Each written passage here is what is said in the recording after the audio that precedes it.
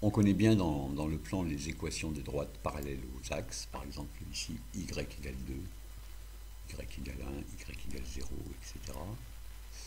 Pour les droites horizontales de coefficient directeur 0. Pour une droite verticale, alors on va afficher son équation ici, ce sera x égale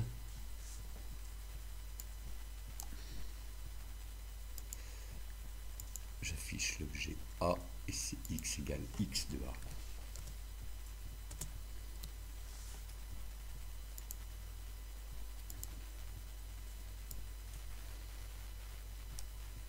Donc x égale 1, etc.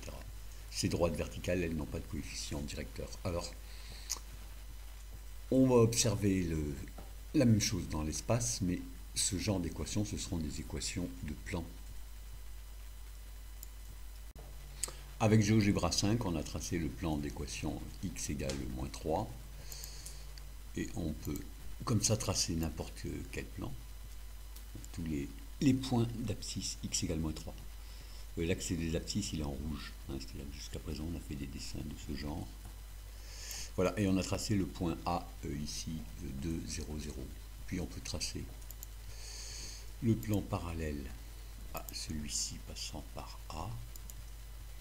Et voilà. Et on va donner son équation. Comme précédemment, on a tapé l'équation ici avec l'objet A.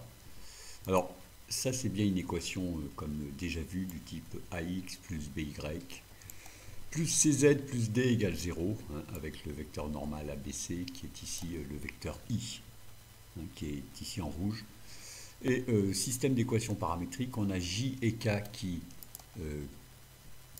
dirigent ce plan en bleu. Voilà, donc un point M, X, Y, Z est sur ce plan, qui est noté A, J, K. Si et seulement si il existe des réels S et T, tels que, voilà, je place un point M ici, tels que AM égale SJ plus TK. Voilà, si on tourne un petit peu, on le voit exactement comme dans un plan. Alors en passant, ce qu'on voit ici à gauche, c'est la vue de dessus. Ici, voilà. C'est cette vue-là qu'on voit. Alors, ceci s'écrit encore comme ça. MXYZ dans AJK, si et seulement si. X égale, alors AM égale SJ plus TK, ça s'écrit comme ceci. Et avec les vraies valeurs pour X et les valeurs simplifiées pour Y et Z, on obtient ce système d'équations paramétriques du plan qui est ici en bleu.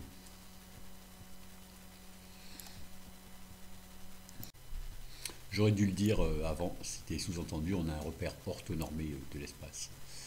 On peut aussi créer des plans d'équations y égale une constante, voilà, et faire varier ici. Alors, l'axe des y, c'est celui qui est en vert. On peut aussi créer un point C sur l'axe des Z, et dans la zone de saisie, en tapant seulement Z égale Z de C, on obtient ce plan-là. Voilà, donc une équation peut être affichée. Et celui qui est représenté toujours en gris, qu'on peut enlever d'ailleurs, c'est le plan d'équation Z égale 0 qu'on voit ici. Voilà, qui peut être enlevé quand on le veut.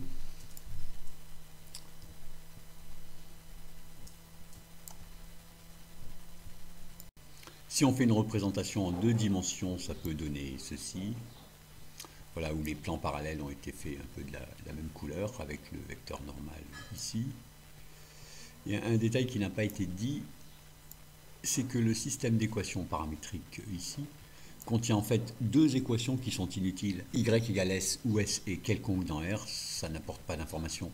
Et de même pour la troisième. Donc là, il y a une des équations du système qui est l'équation AX plus BY plus CZ plus D égale 0. Alors, de la même façon, on peut représenter un plan y égale constante, peut-être de cette façon, avec ce système d'équations paramétriques.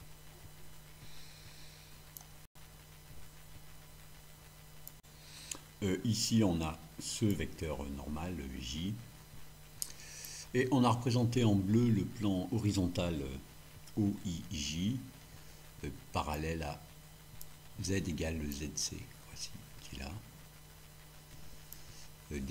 Deux systèmes d'équations paramétriques ici. Donc, comme on l'a déjà dit, deux ne servent à rien.